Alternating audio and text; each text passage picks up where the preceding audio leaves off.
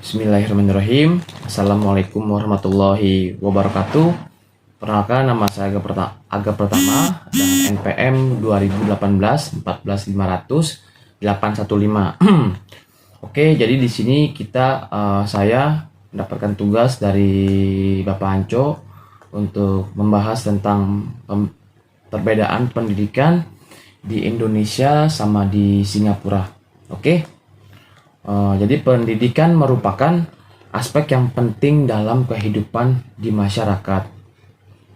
Suatu negara begitu penting kedudukannya, bahkan tolak ukur maju setidaknya suatu negara diukur dari pendidikannya. Sistem pendidikan yang diterapkan oleh negara memang berbeda-beda. Hal tersebut dipengaruhi oleh berbagai hal seperti faktor kultural, lingkungan, dan hal-hal yang lainnya. Selain sektor tersebut, yakni pasti tujuan pelaksanaan dalam jangka panjang maupun jangka pendek, begitu. Tujuan penerapan sistem pendidikan yang sesuai akan mengarah pada tujuannya dan terciptanya sumber daya manusia yang berkualitas sesuai dalam cita-cita ideal bangsa. Ya, mengapa pendidikan suatu negara perlu direncanakan dan disusun ke dalam suatu negara, arah keberjalanan serta output yang diinginkan menjadi tidak jelas atau abu-abu gitu. Malaysia, Indonesia, Singapura, dan negara yang lainnya memiliki rumpun yang sama, wilayah yang berdekatan, bahasa hampir sama, serta berbagai budaya juga hampir sama. Berdasarkan kesamaan-kesamaan tersebut, terjalanilah hubungan diplomasi dua negara yang harmonis, begitu. Namun tak jarang pula karena persamaan tersebut sering pula terjadi konflik. Ada konflik di antara keduanya, misalnya konflik Indonesia, Singapura pada era kepemimpinan Presiden Soekarno. Sengketa Pulau Perbatasan Sipadan dan Ligitan, sengketa Pulau Ambalat, konflik klaim kebudayaan Jawa Timur, Reok Ponorogo dan beberapa kasus diplomasi lainnya seperti tenaga kerja Indonesia atau TKI dan perencanaan suatu suaka meskipun melalui hubungan panas dingin kedua negara tetap hidup berdampingan dan saling melakukan kerjasama lain dalam berbagai bidang. Next. Mengenai bidang pendidikan, kedua negara ini sama-sama memiliki perhatian besar dari Indonesia dan Singapura gitu. Apakah sistem yang diterapkan serta keberjalanan di dua negara ini berikut terhadap beberapa perbedaan yang mencirikan pendidikan di dua negara antara Indonesia dan Singapura.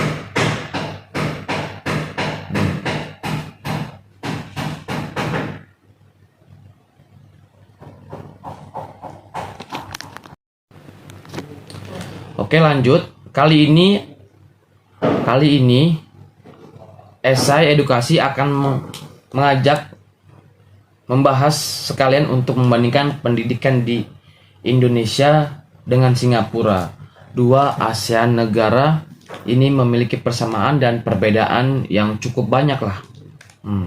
Namun nampaknya yang paling menarik untuk dibahas adalah perihal edukasi. Ya, itu bagus sekali. Yang pertama ya, kita akan membandingkan jenjang pendidikan mulai dari yang paling rendah hingga tingkat perguruan tinggi. Yang kedua, kita akan melihat perbedaan antara ujian yang dilangsungkan di Indonesia maupun di Singapura.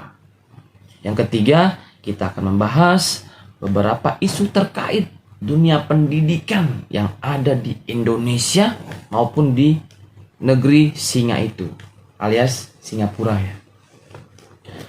Oke. Jenjang pendidikan di Indonesia dan di Singapura. Jenjang pendidikan di antara Indonesia dan Singapura cukup jauh berbeda. Perbedaan ini tidak hanya mengenai lama tiap jenjang, namun juga fokus pembelajaran dan standar lulusan. Di Indonesia, jenjang pendidikan dibagi menjadi 1. Kelompok bermain, usia maksimal 2 tahun. Taman kanak-kanak, usia 2 tahun. Sekolah dasar minimal 6 tahun. Dan sekolah menengah pertama 3 tahun. Sekolah menengah atas atau sekolah menengah kejuruan minimal 3 tahun. Kuliah 4 tahun gitu. Di Singapura, jenjang pendidikan terdiri dari, mungkin ini lebih hampir sama dengan Indonesia, tapi sedikit ya, ada yang berbeda, mungkin ada yang unik dari Singapura ini. Yang pertama apa? Ya, prasekolah atau preschool selama 3 tahun, sekolah dasar, primary 6 tahun, ada yang sampai pendidikan dasar 2 tahun, masa orientasinya, sekolah lanjutan juga ada juga sampai 5 tahun, dan persiapan pendidikan 3 tahun, dan terakhir kuliah 4 tahun. Nggak jauh beda ya, sama ya. Mungkin ada yang nggak ada di Indonesia, tapi di Singapura itu ada gitu. Contohnya yang nggak ada di Singapura ada di Indonesia. Oke. Perbedaan antara Indonesia dan Singapura sangat terjadi jelas, dan penyusunan jenjang di Singapura itu anak-anak mulai sekolah tingkat preschool sejak usia 3 tahun. Mereka kemudian masuk primary school selama kurang lebih 6 tahun itu. Setelah itu siswa di Singapura akan melanjutkan pendidikan ke jenjang sekondari, yakni gabungan antara SMP dan SMA selama 5 tahun. 5 tahun. Dari sini mereka akan dibedakan menjadi beberapa kategori berdasarkan prestasi akademik. Lalu kemudian para murid di sana akan melanjutkan ke jenjang pre-college ya. Dan di sini kita akan membahas perbedaan ujian di Indonesia dengan di Singapura. Oke.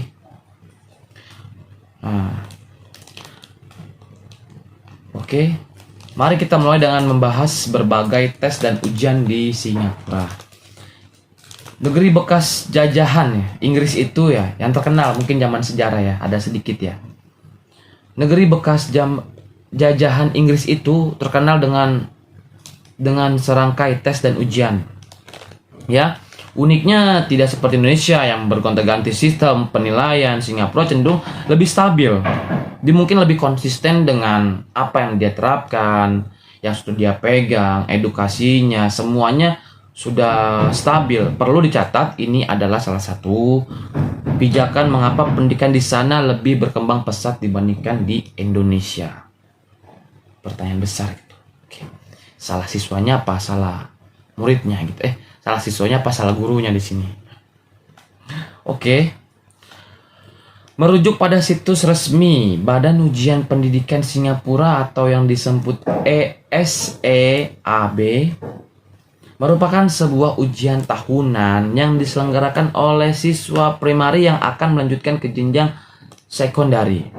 Tidak ada sebatas lulusan, dalam semua arti semua siswa pasti lulus. Wow, luar biasa. Juga merupakan tes penempatan di mana siswa akan dibedakan menjadi 3 golongan. Nilai tes mereka yakni ekspres, spesial, dan normal. Oke. Hebatnya PSLE itu sudah ada sejak tahun 1960-an, dan hingga artikel ini ditulis masih diteruskan. Seperti itu. Sangat berbeda dengan Indonesia pastinya, yang memilih sibuk untuk bergonta-ganti kurikulum, sistem penilaian secara rutin. Wah, Setelah lulus dari primary, mereka akan digolongkan menjadi 3 kategori. Semua ini ternyata memiliki maksud agar siswa bisa fokus mengembangkan dan potensinya. Jelas sekali ya.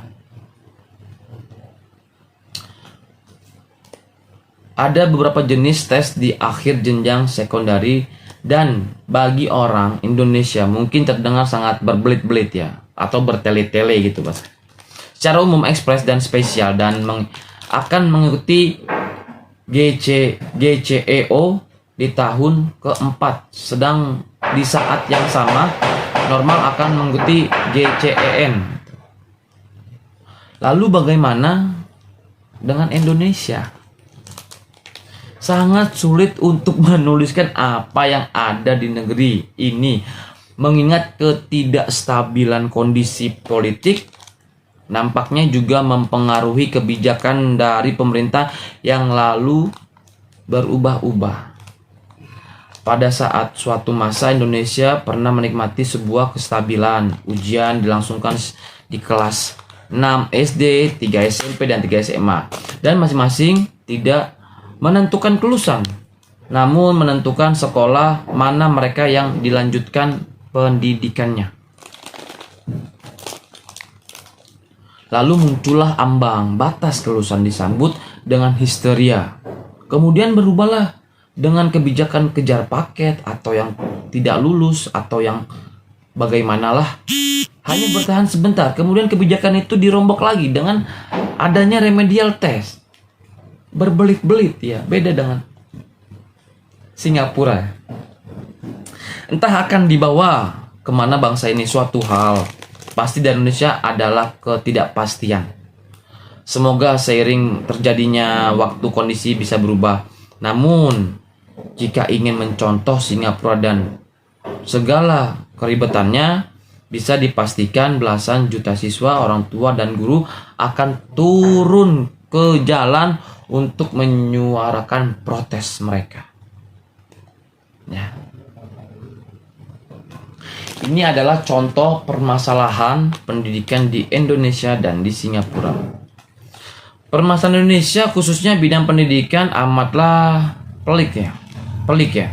Naiknya anggaran pendidikan dan guyuran berbagai tunjangan dan kenaikan gaji yang luar biasa untuk sebagian guru yang dianggap kompeten. Nampaknya belum mampu membuat Indonesia menyalip Singapura. Berarti pendidikan Indonesia belum mampu menyalip pendidikan di Singapura. Beberapa masalahnya di bidang pendidikan tanah air kita ini antara lain: satu, kompetensi guru. Yang kedua, kestabilan politik. Yang ketiga, isu intoleransi dan bullying di sekolah. Yang keempat, infrastruktur. Yang kelima, latar belakang yang sangat beragam. Yang keenam, kesenjangan gaji guru, ya, PNS dan non PNS. Guru ikut terlibat politik praktis. Kurikulum yang rutin berubah. Oke. Sedangkan permasalahan terbesar di Singapura adalah tekanan yang luar biasa yang dirasakan para siswa untuk lulus tes dengan nilai sempurna pastinya. Ini merupakan alasan bagi banyaknya kasus bunuh diri dan depresi di kalangan para siswa. Ya, itulah yang saya sampaikan. Itulah gambaran perbedaan antara pendidikan di Indonesia dengan Singapura. Kita tentu berharap semakin hari dunia pendidikan tanah air bisa semakin maju ya. Setidaknya tidak diremehkan di level Asia Tenggara. Gitu. Mungkin itu saja yang bisa saya sampaikan. Mungkin pembahasan untuk tugas kali ini, tugas individual atau individu yang sudah Bapak Anco tugaskan untuk kita semua. Terima kasih. Mohon maaf kalau ada salah dalam penyampaian atau pembahasan. Billahi taufiq wal hidayah wa ridho wa inayah. Wassalamualaikum warahmatullahi wabarakatuh.